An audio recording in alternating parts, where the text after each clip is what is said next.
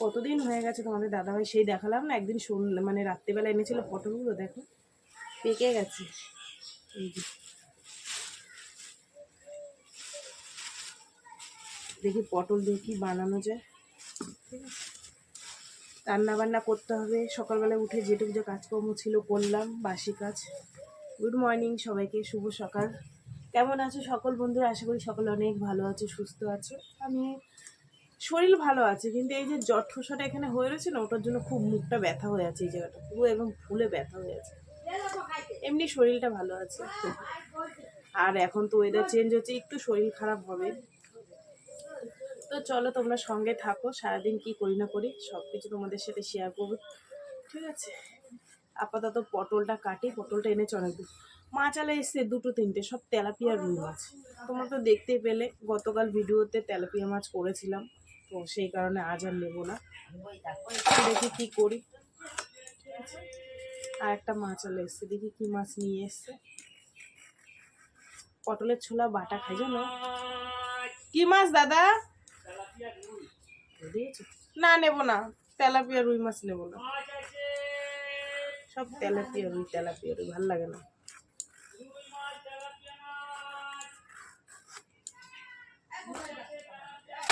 আসলে আমাদের বারাসাত থেকে যে মাছগুলো আসে, সেই মাছগুলো অনেক রকমের আসে, একটু বেলার দিকে ঢুকে। আর এইগুলো আমাদের এখানে খড়িবাড়ির মাছ ঢুকে, তো ওই ওই একঘেয়েই মাছ, তেলাপিয়া রুই। তেলাপিয়া মাছটাই ম্যাক্সিমাম যারা সকালবেলা ঢুকে নিয়ে আসে। প্রায় দিন তো নিয়ে রেখে দিই, কালকে পাইনি ওর জন্য রাখিও নি। এই পরশু দিনকে পাবদা মাছটা রেখে দিয়েছিলাম, ওটা রান্না করেছিলাম কালকে, খুব ভালো হয়েছিল মাছের ঝোলটা। তোমাদের দাদাভাই বলছে খুব ভালো হয়েছে মাছের ঝোলটা। কিছু তো দিইনি, আমি তো আগে সর্ষে বাটা দিয়ে করতাম, ওর জন্য আমার ভালো লাগতো না, কিন্তু এখন এই যে পাতলা করে করি ভালো লাগে খেতে। একদম শুধু একটু কালো জিরা ফোড়ন, কাঁচা লঙ্কা চিড়ে, একটু জিরের গুঁড়ো, একটু সস দিয়ে দিই, ব্যাস। তো বন্ধুরা চলো তোমরা সঙ্গে থাকো, আমি এগুলো কাটাকুটি করি। ঠিক আছে, ভাত বসিয়ে দিয়েছি, ভাত ফুটছে। কি মাছ গো? ও না না, ওই মাছ নেবো না, ওইসব মাছ নেবো।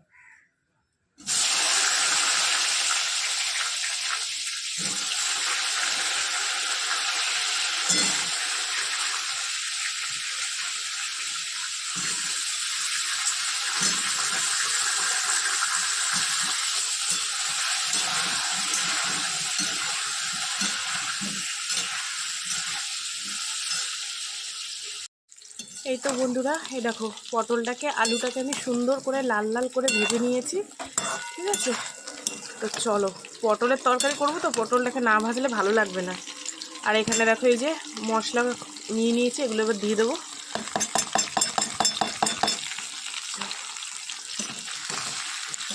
একটু ভালো করে কষিয়ে নিই সব কিছু দিয়ে।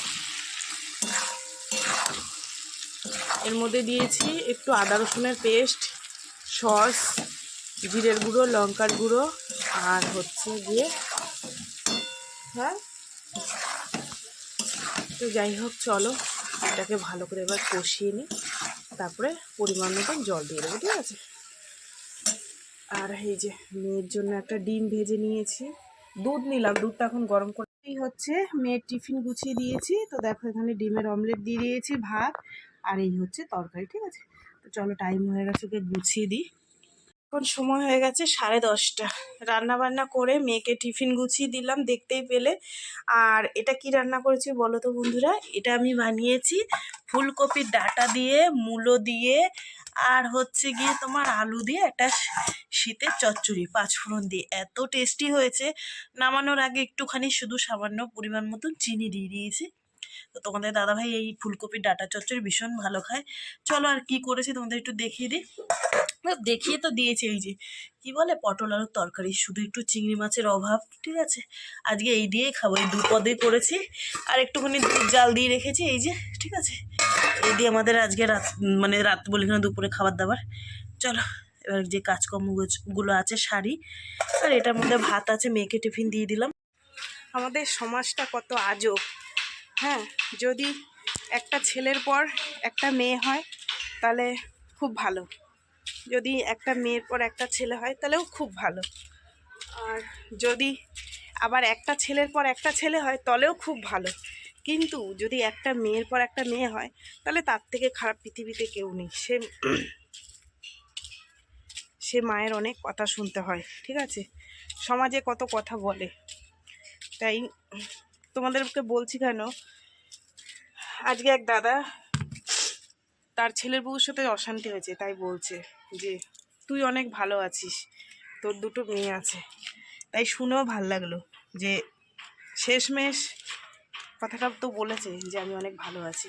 আসলে আমি দেখেছি একটা ছেলের পর ছেলে হলে, মেয়ে হলে খুব আনন্দ, একটা মেয়ের পর ছেলে হলে খুব আনন্দ, একটা ছেলের পর ছেলে হলে তাও আনন্দ, কিন্তু একটা মেয়ের পর যদি আবার একটা মেয়ে হয় মনে হয় তার থেকে খারাপ কেউ নেই, ঠিক আছে। তো সব তো ঈশ্বরের দান, কারোর তো হাতের জিনিস না। তাই বলছি আজকে মানে ছেলের বউর সাথে ঝগড়াঝাটি হয়েছে বলে বলছে যে তোর থেকে ভালো কেউ নেই, তুই সব থেকে সুখী আছিস। তাই ভাবি সমাজের মানুষরা কত রকম কথা বলে, ঠিক আছে। আর সত্যিই তাই, মেয়ে হলে অনেকে আছে ভালোবাসে, অনেকে আছে তাদের চোখেও দেখতে পারে না, সহ্যও করতে পারে না। তাতে কি হয়েছে, আমার তাতে কিছু হয়নি, আমার মেয়েরা আমার কাছে শোনা, ঠিক আছে। আর এই যে কথাটা বললো না যে তুই অনেক ভালো আছিস, সত্যি শুনে ভালো লাগছে, সত্যি গো। কেননা এরাই একদিন কেড়েই বলে, এরাই বলবে যে বলেছে যে ছেলে দরকার, ছেলে না হলে হয় না সমাজে। তা না হলে কি করবে মানুষ? এটা কি মানে মেশিন যে নিজে নিজে তৈরি করবে? ভগবান যাকে যা দেবে তাই নিয়ে থাকতে হবে। তো যাই হোক বন্ধুরা, কথাটা বলতাম না, আজকে শুনে খুব ভালো লাগলো। বলছে যে তুই ভালো আছিস, তোর দুটো মেয়ে আছে। আর সত্যি আমি ভালো আছি, সত্যি একদম। এই ধর্মাস্ত কেউ শুনতে আসছে না, হয়তো ভগবানই শুনছে। আমি অনেক ভালো আছি গো, অনেক ভালো আছি, তাই বলছি। যাই হোক চলো, আমি এই যে জামা কাপড় মেলতে এসেছি, মেয়ের কালকে থেকে স্কুলে পরীক্ষা, তাই জামা কাপড় না ধুয়ে দিলে হবে না, বুঝেছো। বাড়িতে যা দড়িতে জায়গা আছে, হবে না ওখানটায়।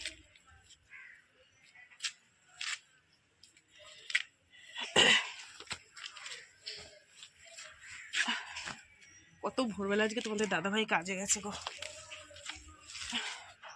যেহেতু কালকে কাজ করতে পারিনি, চলে এসছে, গাড়ি খারাপ হয়ে গেছিলো। চলো হ্যাঁ, এগুলো মেলে দিয়ে নি।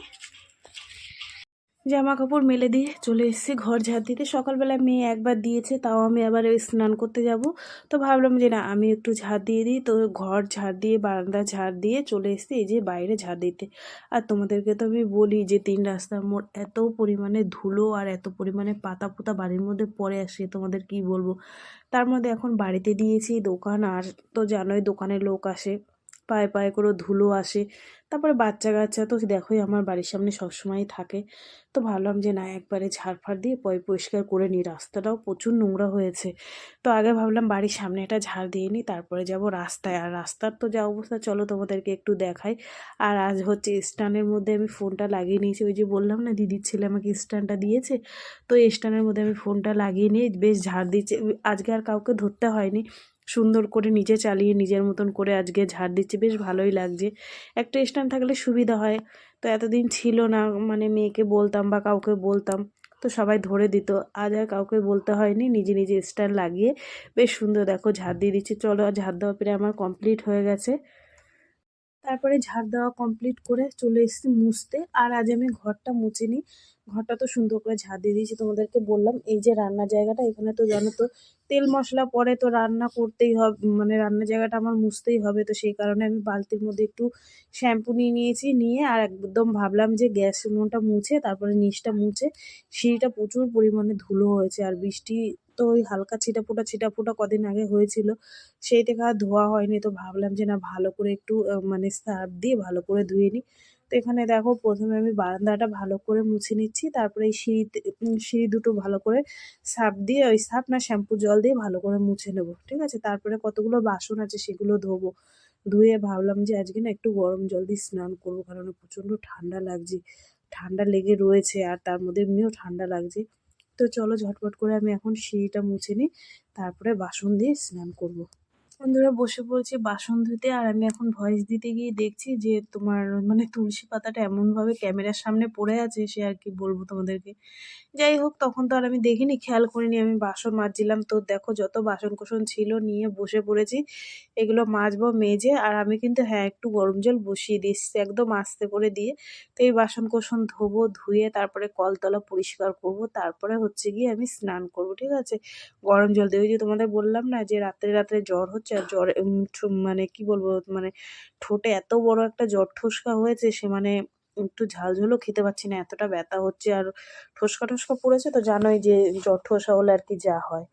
তো সেই কারণে গরম জলটা হোক, আর আমি এই ফাঁকে বাসন কোসনগুলো ধুয়ে নিই। একটুখানি গরম জল দিয়ে স্নান করলাম, কেননা ওই ঠান্ডা জল না গায়ে দিতে পারছি না, ভেতরে ভেতরে ওই অল্প অল্প জ্বর জ্বর আছে, তো সেই কারণে। কিন্তু দাদাভাই বলে গেছে যে একটু গরম জল করে নিও।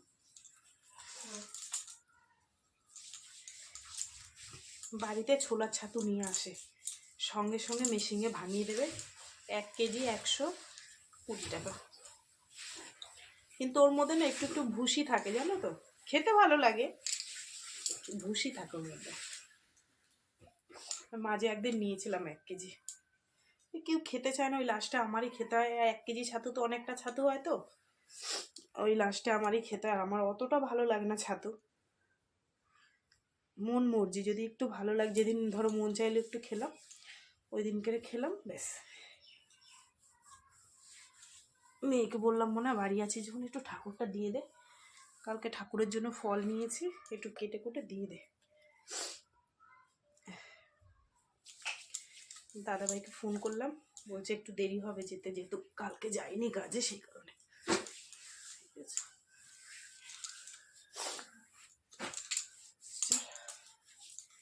মেয়ের স্নান করা, এই পুজো দেওয়া হয়ে গেলে দুটো ভাত খাবো দুজনে মিলে।